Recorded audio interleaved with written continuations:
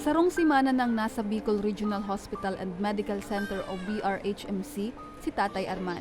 Hindi kaya nag-confinan sa iyang 17 anyos na aki na may rheumatic heart disease. Aminadong mapagal, alagad para sa ikararahay kan sa iyang aki, handa siyang magtiyaga. Mas nadudugangan man ang sa iyang paglaom, huli kan mga tawong nagpapamati sa inda nin pagpakulong. Arugan ako Bicol Party List. Kasuudma akan magbisita ang partido sa BRHMC. Bitbit ang nagkapirang regalo, siring kan mga pagkakan, tamong asin iba pa. Sabi niya, ang simpleng kaugmahan na pigdarakan partido sa inda, naging dalan nga ni dawa papano para mientras nindang malipngan ang kamunduan. Salamat na dakula sa ako Bicol Party List. Dakula po talaga ang tabang nindas. Bako lang po sa muya. Primero po, ipapasalamat ko na dahil saro po siya sa nakakuakan educational assistance kang last month yata yon. Pasalamat po ako kay sa chairman ta and sa siring po kaning aktibidad na pigataong mga dit na regalo sa mga pasyente.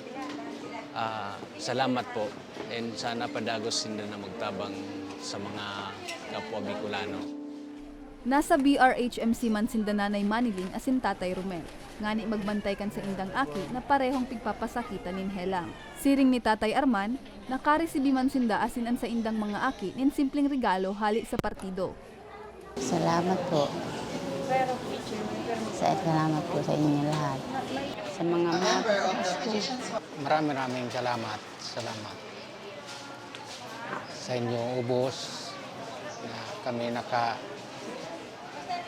natabangan kami na zero balance so babayadan. Nagkaigwaman in magic show para sa kaakian.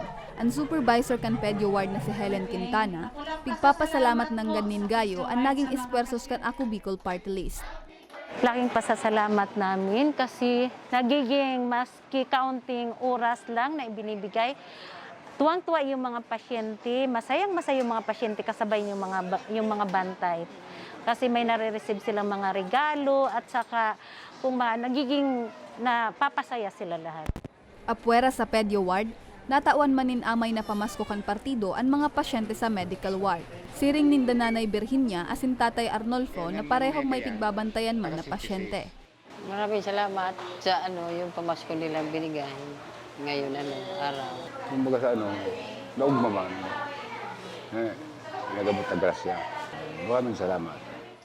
Nangenot sa gift-giving activity sa BRHMC si ako Bicol Party List Malasakit Coordinator LB Sidenyo. Sabi niya, pigkundisir ninda ang siring na aktibidad, ngani maipamati sa mga pasyente asin sa mga kapamilya kainian sa indang presensya, nayaon ang partido, ngani umalalay. Dugang pa niya, sa tabang kan malasakit program kan ako Bicol Party List, ang mga pasyenteng ini ang mayo ng iisipo na babayadan sa ospital. Kasi yearly talaga nagbibigay ako sa mga pasyente through the help of Congressman Saldico and then ako Bicol Party List. And then ngayon, sumama po sa atin yung Gardenia, Philippines para mabigyan ng konting kasiyahan yung mga pasyente. Kasi alam naman natin na yung mga pasyente, hirap sila nasa hospital. Although sabihin natin may pera sila, pero iba pa rin yung nasa labas ka. Ang hirap yan ng buhay ng pasyente, buhay ng bantay ng pasyente. Sobrang hirap. Kumbaga, yung konting kasiyahan man lang mabigyan sila ng konting regalo, yung souvenir, malaking kasiyahan yun para sa mga pasyente. Apwera sa mga nasa pedya asin medical ward, magin ang mga mapa-check up sa naman sa ospital ang natawan manin regalo. Para sa mga baretang tatak Bicol, Jennifer Pulinar. Yung mga bata dito,